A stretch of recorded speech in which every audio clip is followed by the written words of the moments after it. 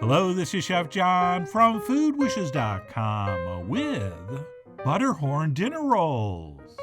That's right, I'm going to show you how to make Butterhorns, a recipe that dates all the way back to colonial times. And if you like butter, and you like rolls, and you like horns, well then, you are going to love these. And by the way, I've streamlined the procedure here to make it a little simpler for new and inexperienced bakers. And with the holidays approaching, the timing is perfect to add these to your special occasion dinner roll repertoire. So with that, let's go ahead and get started by adding a couple teaspoons of active dry yeast to a little bit of warm water. And what we'll do is give that a stir, and we will let it sit out for about 15 or 20 minutes. And if our yeast is alive, which mine certainly was, we're going to end up with something pretty foamy and frothy that looks like the head of a beer.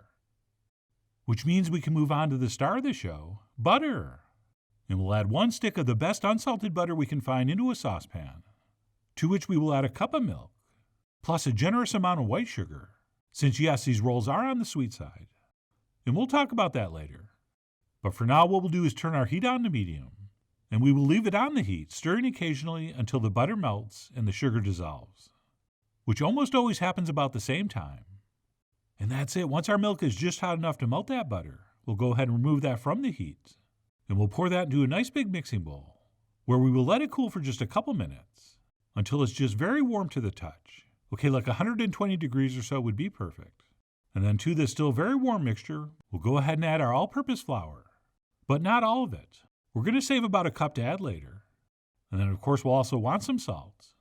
And then we'll finish up by transferring in our yeast mixture, as well as exactly 1 large egg yolk, which annoyingly broke and stuck to the inside of this little bowl.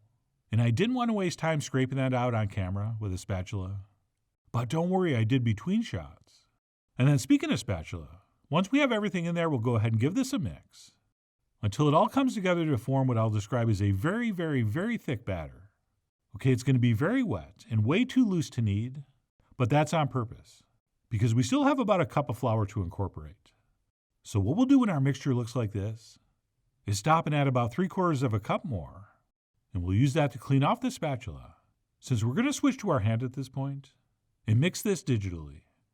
And what the plan is here is to keep mixing and kneading this in the bowl, adding just the amount of extra flour needed, so this eventually comes together into a ball of dough that's very soft and very sticky, but will pull away from the sides. And by the way, since every other Butterhorn recipe I saw said you have to use an electric mixer for this, we're going to not do that. We're going to prove to the world that you don't need to.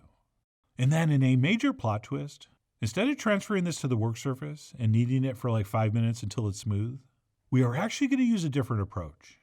All right, we're going to cover this and let it rise for about an hour unkneaded, at which point we'll uncover it and then knead it, which I think is going to be a little easier for your average novice bread maker or your novice average bread maker, since kneading these sticky doughs can be a little intimidating and a little off-putting if you're not really experienced.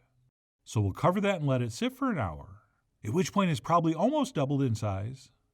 And then what we'll do is transfer this to a floured surface, and we will smush and smash out all the air, and form this into a ball, and then proceed to knead it until it's nice and smooth and elastic, which if you haven't done this before, feels really, really good. In fact, raw bread dough is my 5th favorite thing to touch. And by the way, you know what I want you to think about as you're kneading this? Absolutely nothing. I just want you to lose yourself in the feeling of kneading this dough. And you're going to be shocked exactly how relaxing that simple meditation is.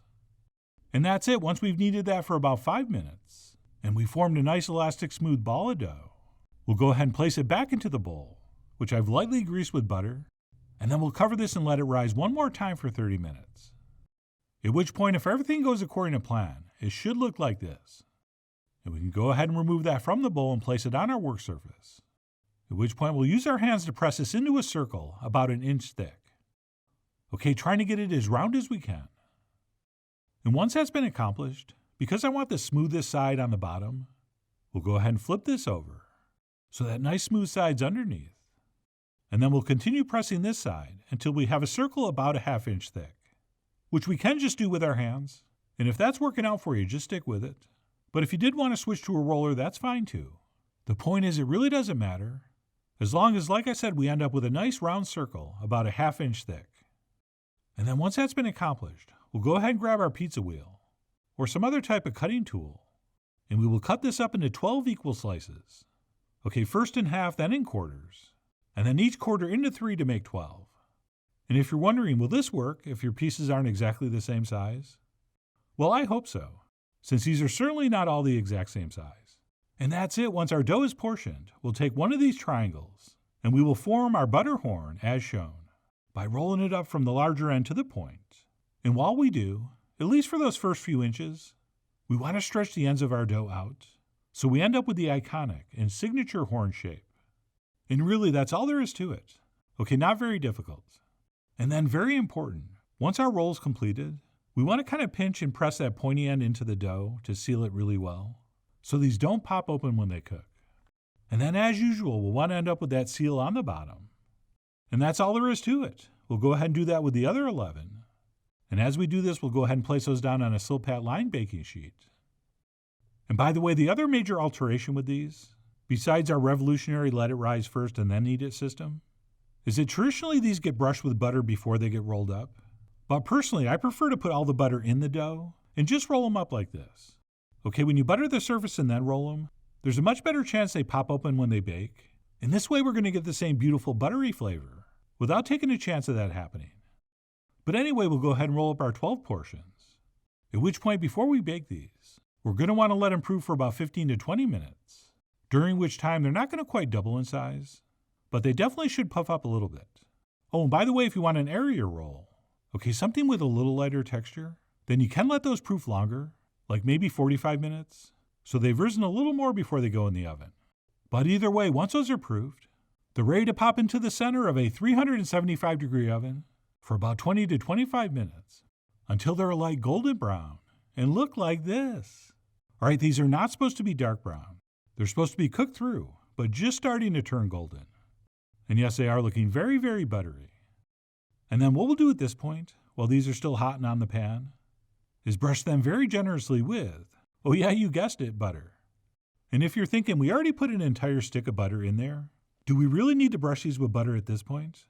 Well, no, we don't, but do it anyway. Right, these are called Butterhorns, not diet horns. And that's it. Once these have been brushed with more butter for no apparent reason, we will transfer those to a rack to cool completely. And while that's happening, let me go ahead and spin this around so you can admire those from all angles.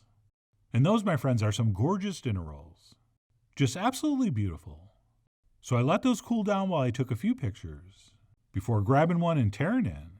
And what we have here texturally and taste-wise is a classic dinner roll. Okay, light but rich, with a fairly high level of sweetness. Right, this is getting close to like a Hawaiian roll or a Parker House roll. So if you did want to dial back the sugar content, go ahead. I mean, you are, after all, the Jason Bourne of your Butterhorn. And even though we put all the butter in the dough and didn't brush these before we rolled them up, as you can see, we're still getting that signature separation of the layers. So I think skipping that step is the way to go. Oh, and one last thing. When you put these in a basket and bring them to the table, you have to make the sign of the horns with your hands while saying very loudly, Butterhorns, Butterhorns. All right, so please promise me you'll do that. Oh, and fun fact as far as sports trivia goes, that's actually where the famous Texas Longhorns hook 'em horns thing came from. Oh yeah, they stole that from the Butterhorn bakers. But anyway, that's it. How I like to make Butterhorn dinner rolls. My only regret here was not having some amazing main course to serve them next to. So instead, I just spread on a little jam, which was, as you can imagine, amazing. But no matter what you spread on or serve these with, I really do hope you give these a try soon. So please follow the links below for the ingredient amounts, a printable written recipe, and much more info as usual. And as always, enjoy.